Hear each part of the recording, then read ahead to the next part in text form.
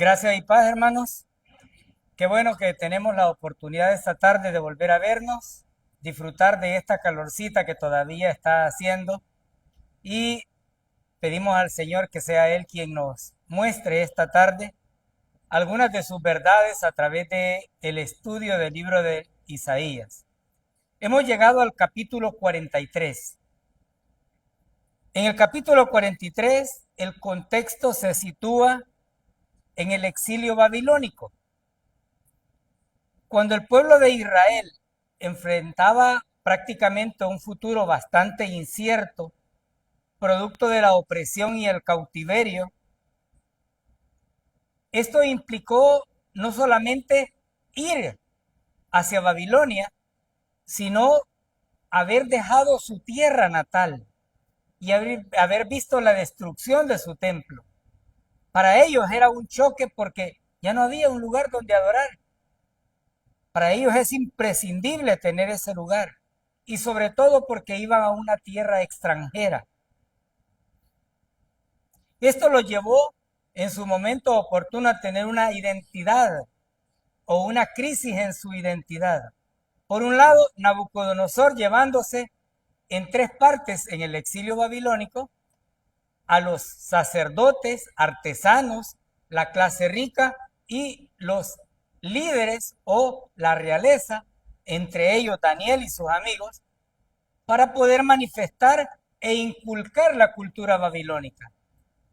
Y esto obviamente pudo haber generado un cruce de pensamientos, debido a que ellos tenían claro que había un Dios omnipotente, todopoderoso, pero ahora Nabucodonosor quería inculcarles parte de esa cultura.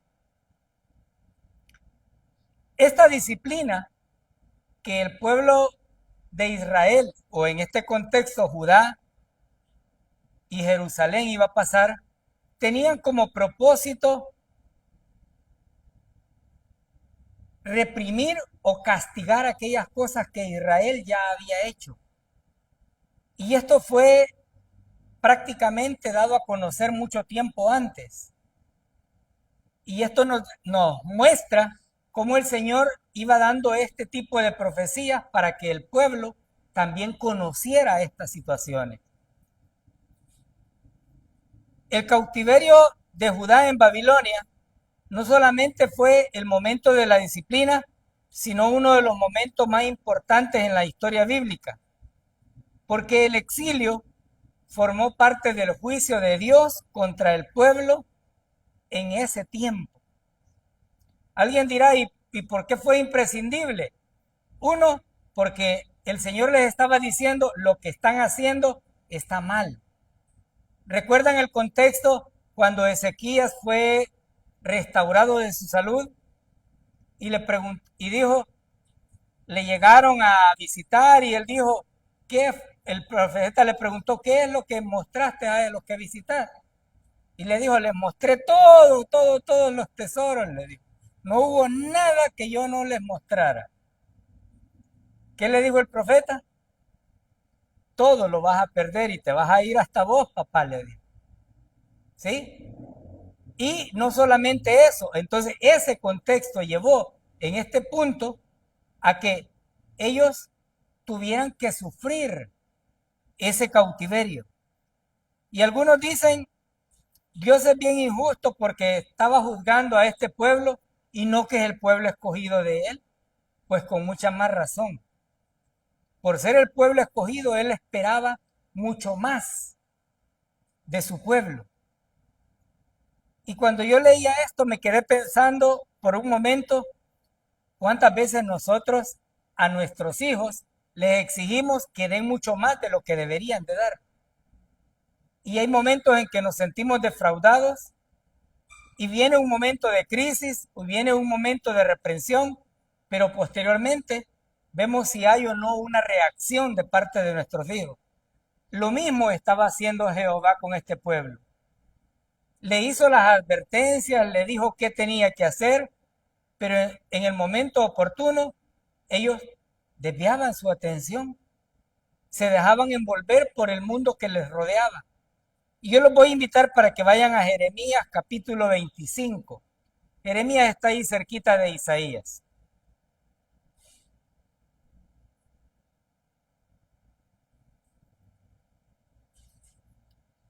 Jeremías capítulo 25, versículo del 11 al 14. En el tiempo de este momento, en el capítulo 43, tanto Isaías como Jeremías se le permitió tener estas profecías. Versículo 11. Toda esta tierra será puesta en ruina y en espanto, y servirán estas naciones al rey de Babilonia 70 años. Cuando sean cumplidos los 70 años, castigaré al rey de Babilonia y a aquella nación por su maldad, ha dicho Jehová, y a la tierra de los caldeos, y la convertiré en desiertos para siempre, y traeré sobre aquella tierra todas mis palabras que he hablado contra ella, en todo lo que está escrito en este libro, profetizado por Jeremías contra todas las naciones, porque también ellas serán sojuzgadas por muchas naciones y grandes reyes, y yo les pagaré conforme a sus hechos, conforme a la obra de sus manos. Jeremías está declarando la disciplina que Jehová iba a poner. ¿Cuánto tiempo? 70 años. 70 años que este pueblo tenía que estar en otra cultura, sirviendo a un rey diferente, y no era un rey que prevaleciera la palabra de Dios sobre él, sino que era un rey que querían que lo vieran solo a él. Pero al mismo tiempo, estos versículos nos muestran y nos adelantan al contexto y nos dicen, iba a utilizar a Babilonia, pero también la iba a juzgar. Porque algunos dirán, bueno, ¿y por qué si Jehová iba a utilizar a una nación, por qué la iba a juzgar después si él tuvo la culpa de que la usara?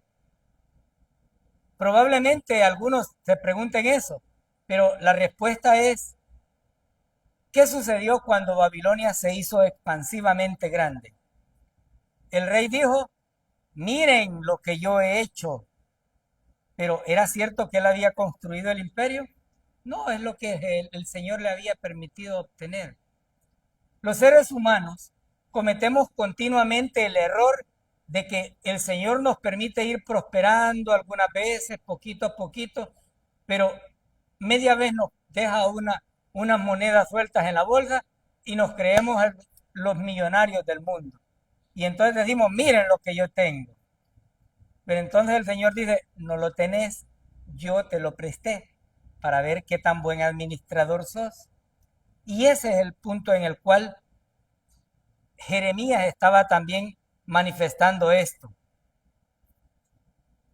Más tarde, Jeremías en el capítulo 29, para quienes puedan leerlo en su casa, ratifica no solamente esto, sino el hecho de que Jehová, después de que ya disciplinó 70 años por medio del exilio a Israel, Él los va a sacar de ahí.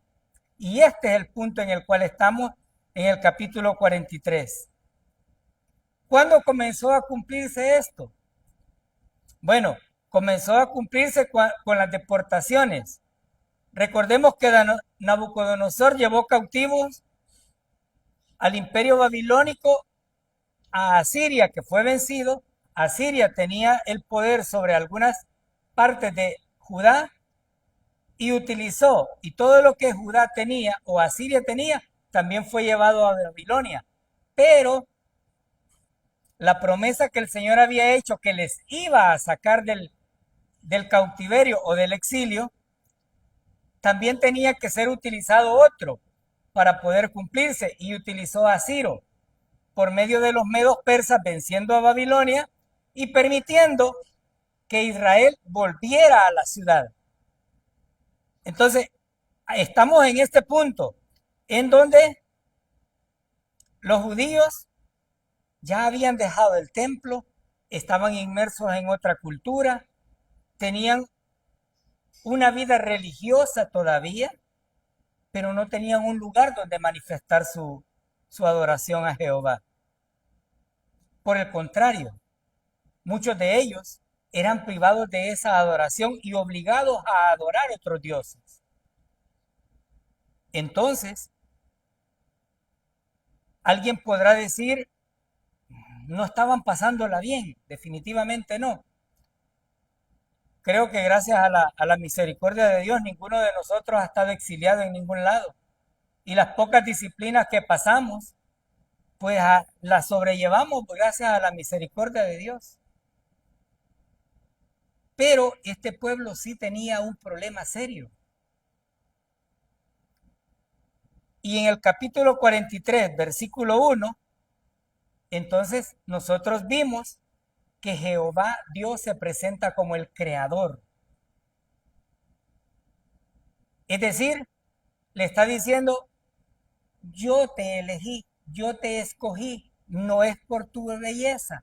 Porque algunos dicen, no, es que yo soy salvo, pero porque, miren, yo soy el importante. A Israel le estaba haciendo notar que él, mediante su designio, mediante su voluntad, él le había elegido.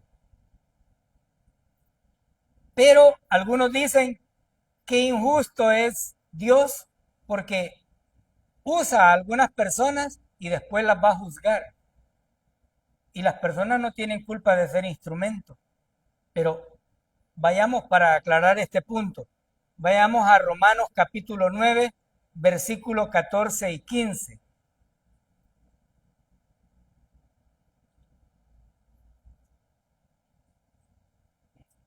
Romanos 9, versículo 14 al 16.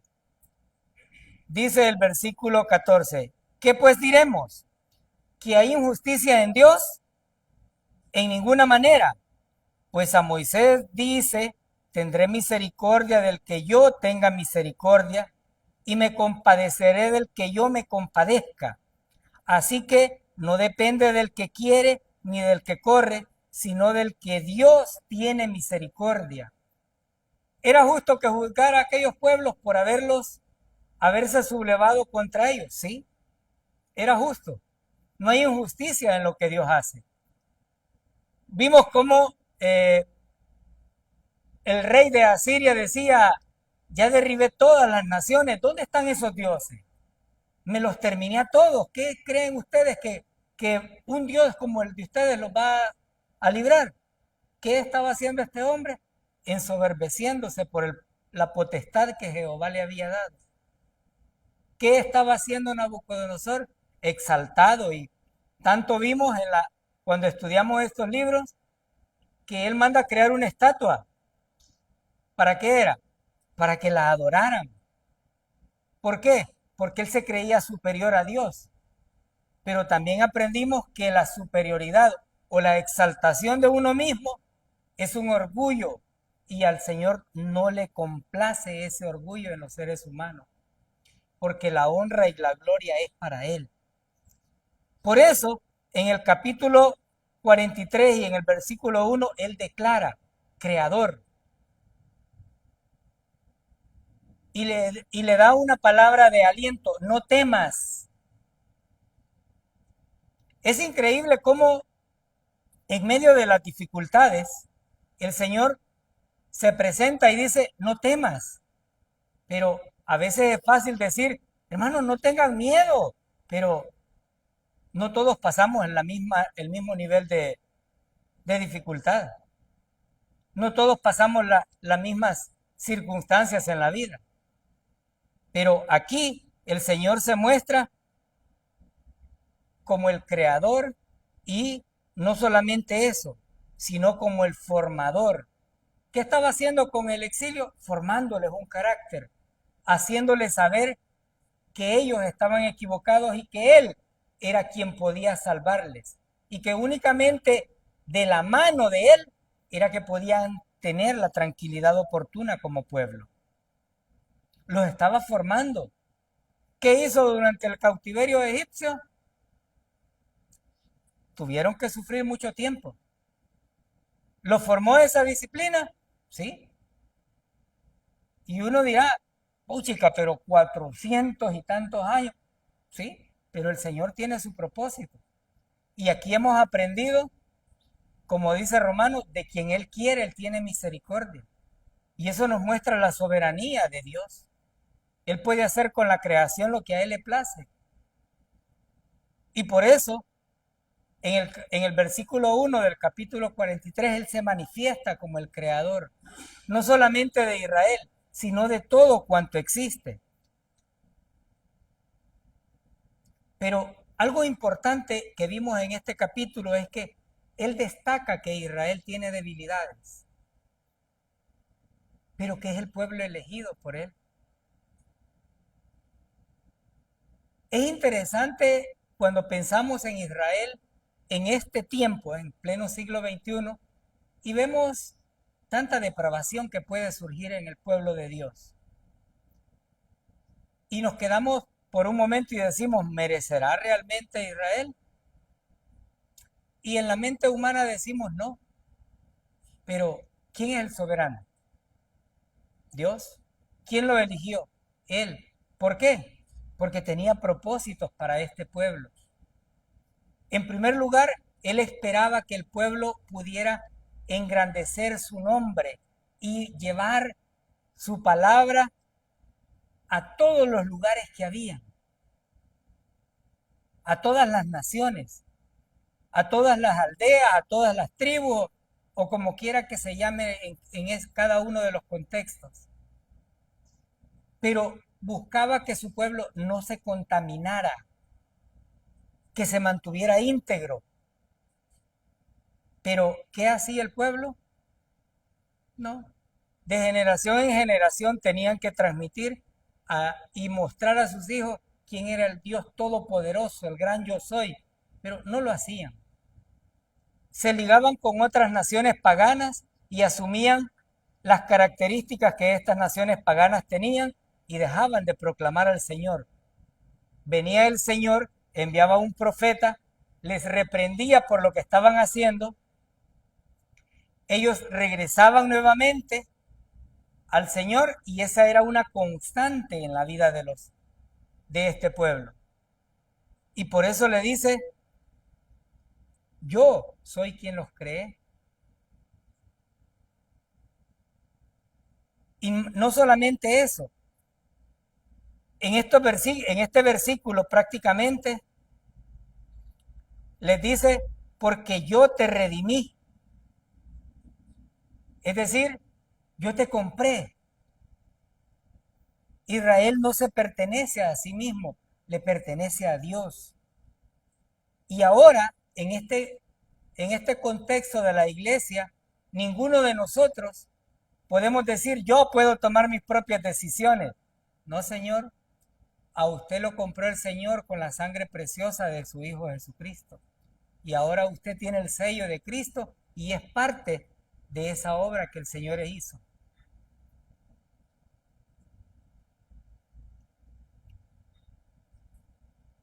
En este versículo se muestra como el Creador votando totalmente las teorías acerca de la creación. Y como el hermano Obed dice, cuando los jóvenes llegan a la universidad, aquellos filósofos salen con aquella pregunta, ¿y qué fue primero, el huevo o la gallina? Preguntas absurdas que llegan, pero cuyo propósito es desvirtuar cualquiera de las verdades absolutas. Pero verdades absolutas dentro del contexto divino. Ahora, si hay un creador, la humanidad debe de entender que no había nada creado y que hubo alguien que generó ese origen y que él es al que se le atribuye. Yo siempre he hecho algunas críticas acerca de algunos programas educativos y en una de las capacitaciones me atreví a decirles a los que estaban capacitando en ciencia y tecnología, que se llama la asignatura que los niños llevan, y el libro fue estructurado por un grupo de docentes que creen en la teoría del Big Bang. Entonces yo les decía, ¿por qué no construir ciencia por medio de que el alumno sea quien tome la decisión si es producto del del infortunio, como dice la teoría del Big Bang, o que conocieran todas las teorías acerca de la creación y que sentaran una postura. Pero ese libro lo lleva directamente a eso, decir que fueron de la nada una explosión y empezó la vida. Pero algunas veces quienes participan en este tipo de instrumentos para educación no tienen conocimiento probablemente de otras teorías y sienten que esa es la teoría más acertada, pero en mi opinión, yo no soy producto de la casualidad, sino que de la causalidad. Y esto determina que hubo un creador. No, tampoco tenemos una evolución que dice que el hombre empezó a trascender del mono. ¿Cuántos monos hay ahí? Habían en el zoológico o hay en las selvas de otros países y tampoco se han vuelto humanos. Con este capítulo o este versículo, Isaías está diciendo que Jehová es quien creó. Por lo tanto, no hay dónde perderse. En el versículo 2, el Señor les dice, yo estaré contigo. Es decir, estás en el exilio, estás pasando dificultades, pero ahí estoy yo. El pueblo de Israel por un momento pudo haber perdido la esperanza, porque estaban viendo el crecimiento de Babilonia y cómo el rey se iba apoderando de las demás naciones que estaban a su alrededor. Y no veían el momento de salir. Pero el Señor les garantiza, ahí estoy yo con ustedes. Y lo mismo sucede en nuestras vidas. Hay momentos en que no vemos la luz al final del túnel, pero el Señor nos dice, ahí estoy yo también.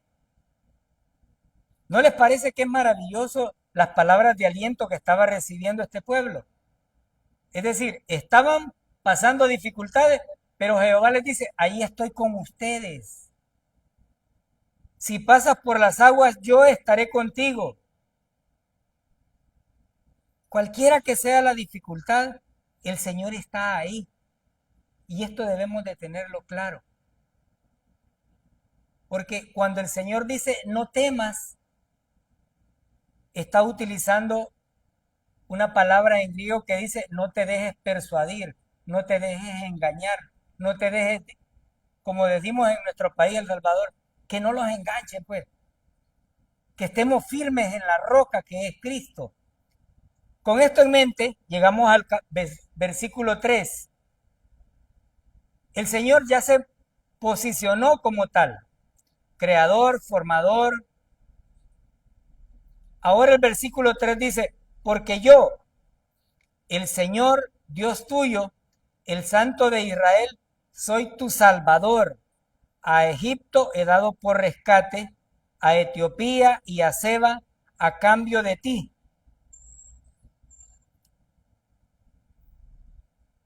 Cuando Israel se veía amenazado por Sanaquerib, ¿recuerdan a quién buscó como defensa?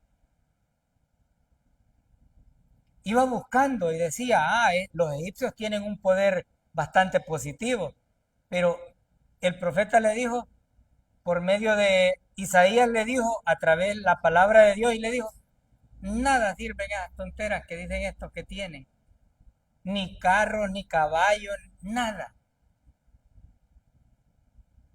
No servía. Aquí dice, porque yo, el Señor Dios tuyo, el Santo de Israel, soy tu Salvador. En este contexto era el Salvador de la nación.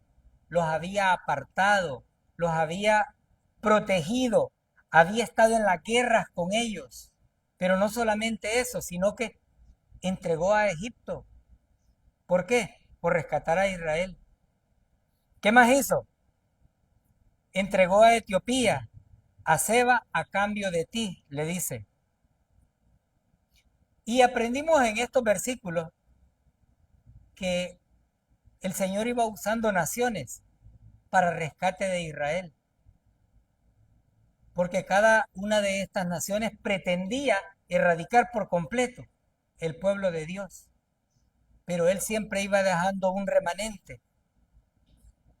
Y esto nos muestra cómo Dios en su misericordia iba preservando cada una de las personas que él quería que prevalecieran ahí. Proverbios capítulo 21, versículo 18 dice, rescate por el justo será el malvado, y por los rectos el prevaricador. ¿Era normal que el Señor entregara estas naciones? Sí. ¿Por qué? Porque Él las creó, Él las usó, y estas naciones se rebelaban contra Él.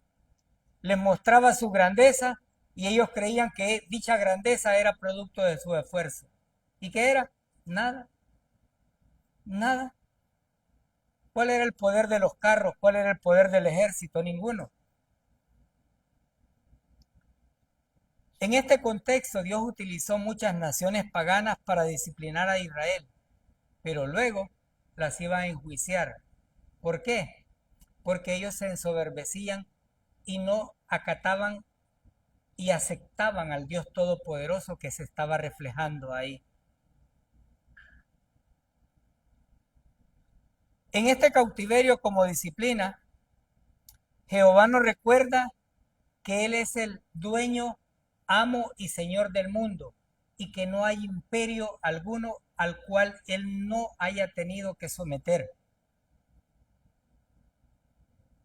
En su momento, todos ascendieron, pero todos fueron quedando relegados. Ejemplo de ello, Asiria, vencida por los babilonios, los egipcios vencidos, Babilonia vencida por los medos persas vencidos también, y todos esos imperios. Pero hay algo que nunca dejó de existir, la palabra de Dios, y esta prevalece para siempre. La historia sustenta estos imperios, la historia sustenta esta realidad, pero la Biblia ya lo había dado a conocer. La Biblia estaba diciendo, cada uno de estos imperios los voy a tener que entregar por rescate de ti. Algunas veces vamos a pasar disciplinas. Israel estaba pasando disciplinas muy fuertes, porque el exilio no era un regalo, el exilio era el castigo por la desobediencia que tenía. El exilio era la corrección propicia que Dios tenía para corregir esa situación. Y por eso Él les dice, yo los voy a salvar, yo soy tu salvador.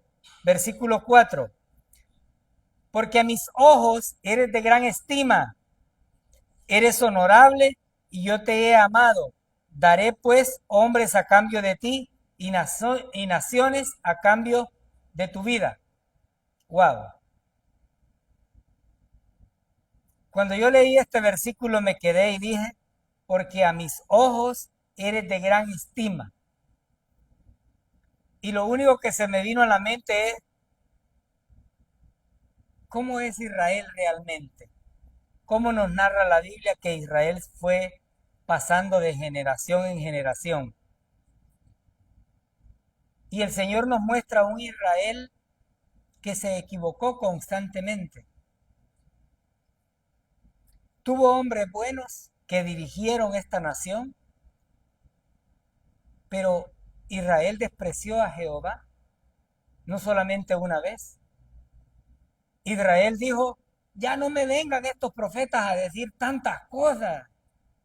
Y reclamó en su momento y dijo, ustedes creen que somos niños para que nos vengan a decir lo mismo siempre. Díganos algo bonito, algo que no sea lo mismo. Pero el Señor dice aquí, porque a mis ojos eres de qué? De gran estima. ¿Qué sería de la vida del ser humano sin la gracia? ¿Qué merecía Israel por toda la trayectoria de vida que llevaba? Que el Señor se olvidara de él. Pero ¿el Señor ha dejado de tratar con Israel? No, de ninguna manera. El Señor todavía tiene ese cuidado de ese pueblo.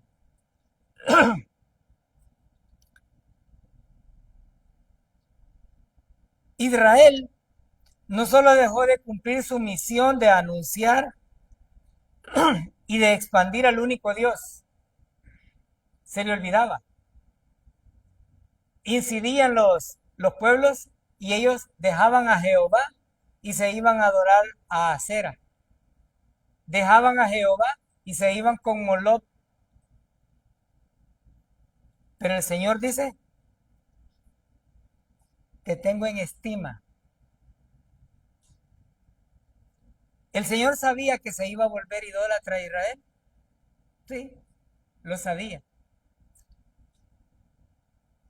Pero este versículo nos deja más que claro, como decimos en El Salvador, pegado, cocido y remachado, que esto es por gracia, no es por mérito.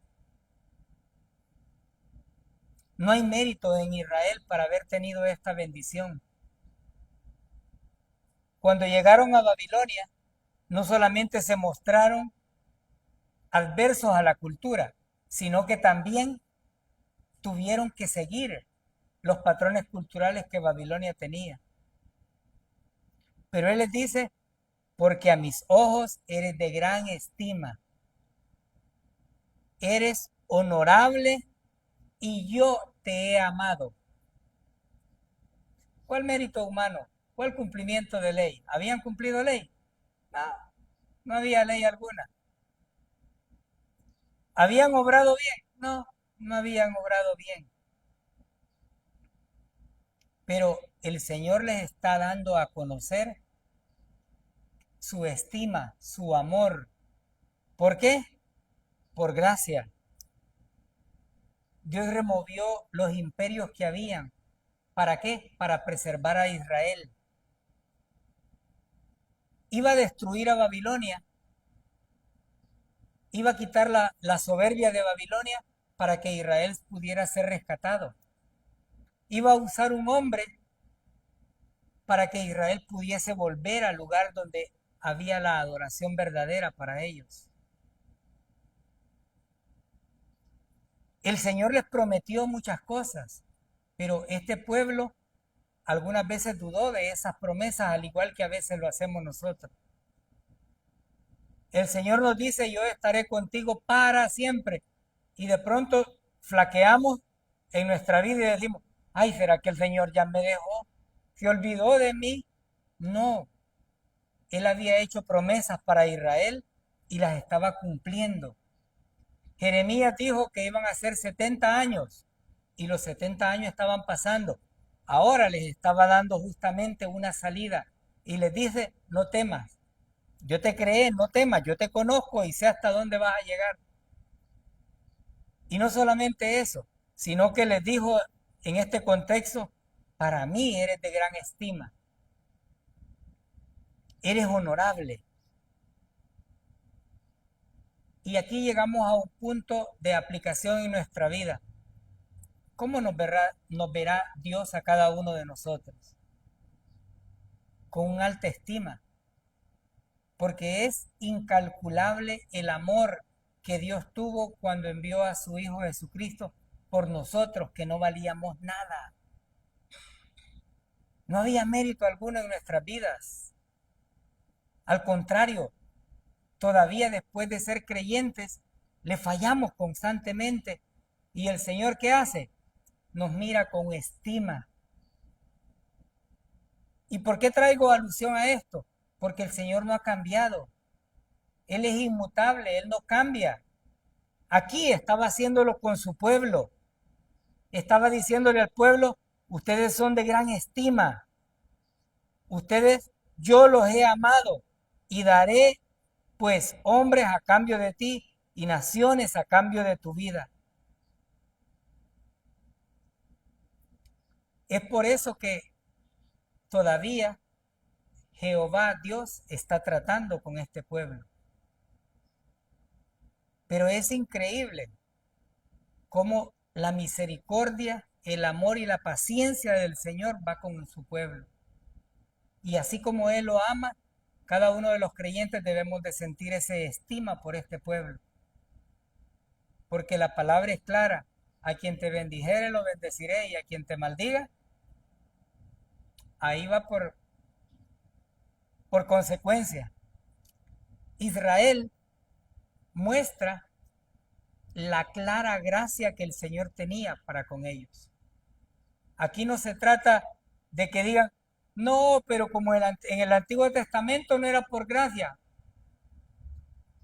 ¿Qué es lo que vemos reflejado aquí? Pura gracia.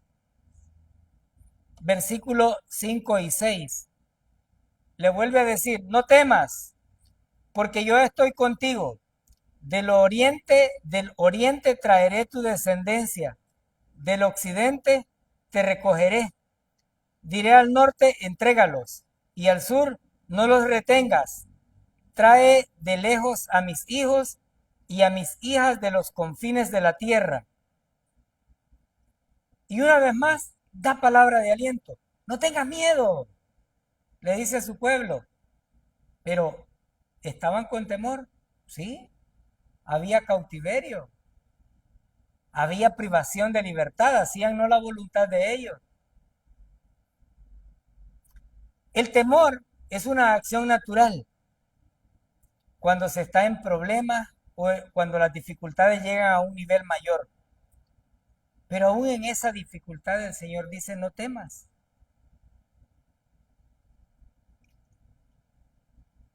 El Señor le dice, no importa dónde estés, en cualquiera de los ángulos de la tierra, haré que todas estas naciones regresen. En el exilio, una parte de Israel quedó en Israel. La otra fue exiliada a Babilonia. Y cuando habían guerras con los diferentes países, ahora países, en aquel tiempo naciones o imperios, el pueblo se iba esparciendo. Pero al mismo tiempo el Señor dice, no importa dónde estén, yo los haré que lleguen. Y esto nos muestra dos cosas. Uno, una promesa próxima que iba a consistir no solamente en que Ciro diera la potestad de ir a reconstruir el templo, sino de que los israelitas regresaran a Israel. Pero también nos advierte y nos afirma que cuando el Señor venga a establecerse en su imperio, no importa dónde esté el israelita, tendrá que llegar a su nación. Y usted dirá, ¿y por qué? Porque es una promesa que Dios hizo. Porque es su pueblo. Porque aunque para los demás países no sea agradable, para Él sí lo es. Lo tiene en estima, lo ama. Y esto nos vuelve a mostrar la soberanía de Dios sobre su creación y sobre todas las naciones. Le dice, si estás en el norte, no los detengas, si estás en el sur, déjalos. ¿Quién podrá decirle al Señor, no, no te los doy? ¿Quién podrá decirle al Señor, no, no, no te hago caso?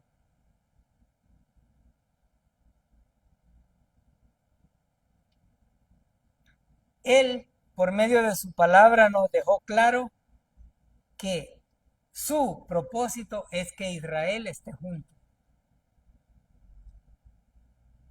Recordemos que todo país, toda nación tiene estratos sociales, pero para Dios el estrato social es insignificante, porque para Él todos somos iguales. Babilonia se había llevado, como decimos, la crema innata que Israel tenía para ser próspero, pero los que no le servían mucho ahí los había dejado. Por lo tanto, unificar a su pueblo era algo prescindible para Israel, porque establecían su propia identidad y dejaban todo lo que estaba a su alrededor. Vayamos a Jeremías capítulo 31, versículo 10.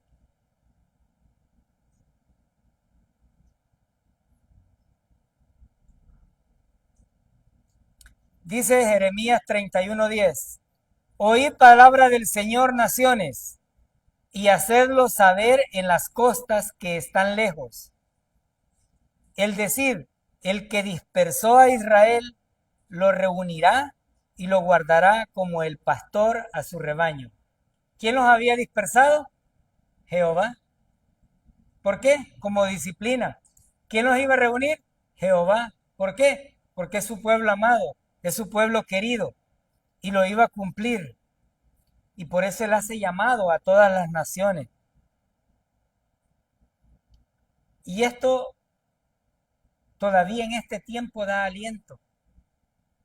Si Judá sentía aliento por las promesas que estaba escuchando, cuanto más debemos sentir aliento nosotros, porque el Señor nos dice que Él ha prometido estar con su pueblo, pero también prometió que su Hijo está siempre con nosotros. Y eso es maravilloso.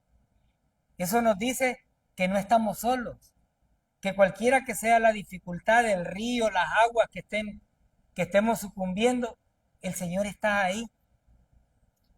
El Señor está presto a escuchar nuestro clamor, así como escuchó el clamor de su pueblo. El pueblo, después de pasados varios tiempos en el exilio, decían, ¿cuándo el Señor nos va a sacar? Y empezaron a clamarle. Y aquí viene la respuesta de Jehová diciéndoles, yo estoy con ustedes, no teman, yo les voy a sacar, voy a entregar algunas naciones en rescate por ustedes. Algunas de estas cosas ya las había visto el pueblo. Ya los asirios habían sido vencidos, los egipcios habían sido vencidos, porque fueron vencidos por Babilonia. Por lo tanto, el Señor nos alienta en todo momento y no nos deja solos.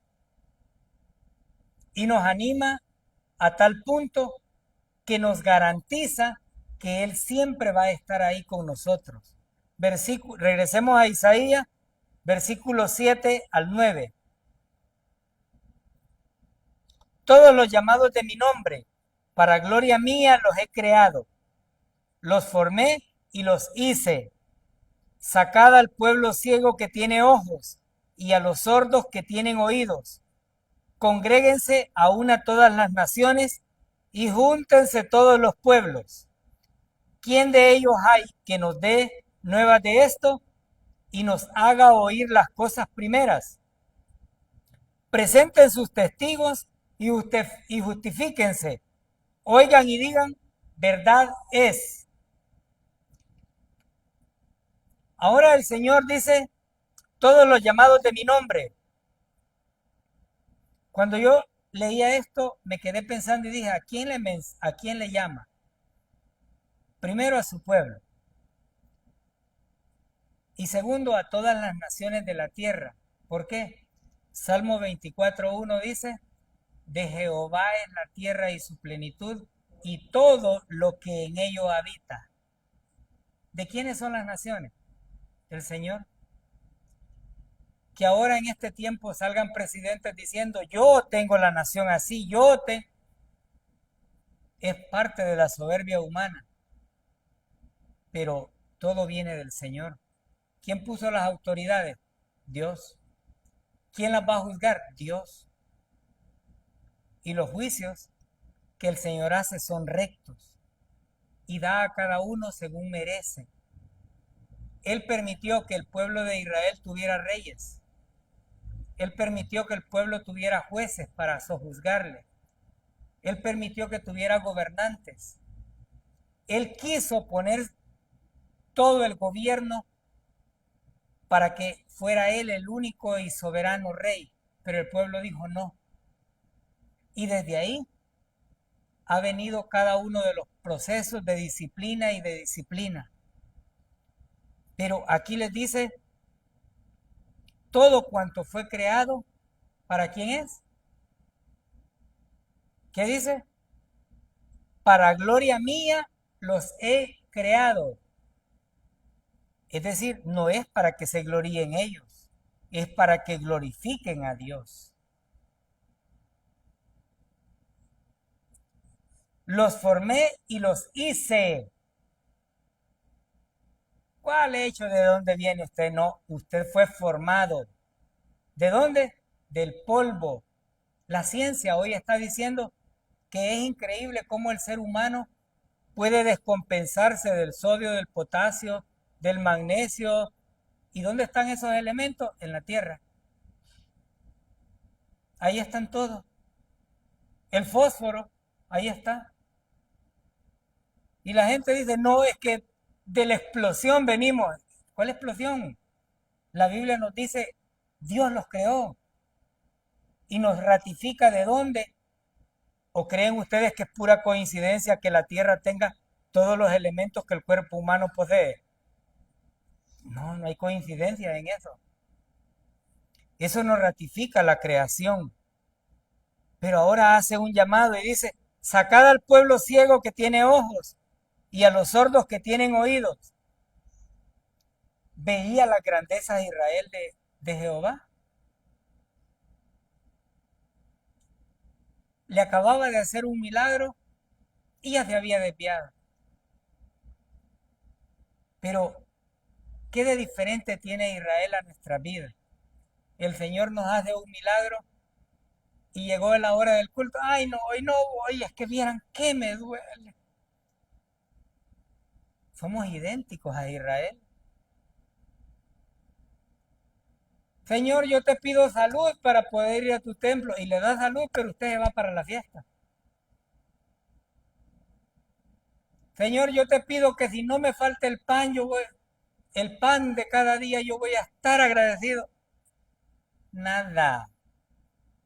Vemos los errores que tuvo Israel, pero nosotros continuamos de la misma manera. Tenemos ojos, pero no vemos la grandeza que Dios manifiesta en el día a día, dándonos la oportunidad de regalarnos horas de vida más. Nos da su gracia, nos da su misericordia. Tenemos oídos, pero no atendemos las palabras de Él. Y algunos, descaradamente, nos creemos más importantes que Dios y decimos, no, si es que Él tiene que darme las cosas. Y se nos olvida Romanos 9, donde dice que del que Él tenga misericordia, usted y yo por correr o por caminar más rápido, no, Él es el que tiene la potestad. Pero ¿cuál es el propósito de unir a estas naciones? Júntense todos los pueblos, ¿quién de ellos hay que nos dé nuevas de esto? ¿Qué imperio puede decir cómo va a terminar el mundo? ¿Qué humano puede predecir? Ninguno. Hay muchas iglesias que dicen, tengo nueva revelación. Ya Dios reveló todo lo que Él quería, desde cómo inició el mundo hasta cómo va a finalizar. Ya no debe ser extraño para nosotros cuando vamos observando algunas cosas. El hermano compartía hoy por la mañana uno de los temas que debemos de estar muy atentos, porque eso nos dice una cosa importante. Dios está más cerquita de venir por su iglesia. Que el máximo supremo de una iglesia diga, es mentira, no hay infierno, hagan lo que hagan, hombre. ¿Está apostatando contra quién? ¿Contra su iglesia? No, contra la palabra del Señor. Porque ¿quién fue el que más habló del infierno? El mismo Cristo. Y si no existiera, ¿para qué se iba a tomar el tiempo de decir, no, dale, todos háganse seguidores de Ricky Martin? No, el Señor le estaba prometiendo en este contexto cómo iba a liberar. Y aquellas naciones iban dando sus propias reglas, pero el Señor les dice, ¿quién de ustedes puede decirlo? ¿Quién de ustedes puede ser el testigo? ¿Quién puede decir cómo sucedieron las cosas? Nadie, únicamente Jehová, Dios Todopoderoso. Qué maravilloso es saber que estamos protegidos por el Todopoderoso y que nada ni nadie nos puede sacar de ahí. El creyente no tiene absolutamente nada que perder, nada, porque si no existiese infierno como el líder supremo, que de hecho anda un poquito más perdido que los demás, ¿qué sentido tendría que haya un juicio? Ninguno. El Señor está diciendo, tienen ojos, pero no ven, tienen oídos, pero son sordos. Y por eso les dice, presenten sus testigos y justifíquense. Oigan y digan, verdad es. ¿Podrá alguno decir la verdad? No. Y aquí nos muestra otro punto importante que debemos aprender. El ser humano nunca ha creado nada. El ser humano ha moldeado, ha trabajado con algo para hacer una estructura, pero no ha creado nada. El único creador es el Todopoderoso. Al mismo tiempo, Jehová está haciendo un llamado para las naciones para que se sometan a su voluntad. Porque no hay nación, no hay imperio, no hay poder absoluto humano que pueda decir cómo va a ser todo. Y aquellos humanos que se han atrevido a decir cómo va a terminar, han quedado en ridículo. Y el Señor nos manifiesta que Él es soberano y que Él tiene toda la potestad sobre todo lo creado. ¿Quién podrá decirle al Señor, yo me puedo justificar ante el Señor? No. Si yo hubiese podido justificarme, en vano vino a morir Cristo. ¿Qué nación podrá justificarse así sola? Ninguna. Es por eso que es por gracia. Es por eso que la salvación es el regalo y no el premio que el ser humano necesita. Nosotros estamos acostumbrados a recibir un galardón por las cosas que hacemos. Estamos acostumbrados a recibir un premio o un aplauso por aquellas cosas que hacemos. Pero en este contexto, el Señor no había recibido lo que merecía y Él había disciplinado a su pueblo. Pero ahora que nosotros hemos entendido que Él es soberano, el galardón y el premio y la honra es para Él, no para los seres humanos.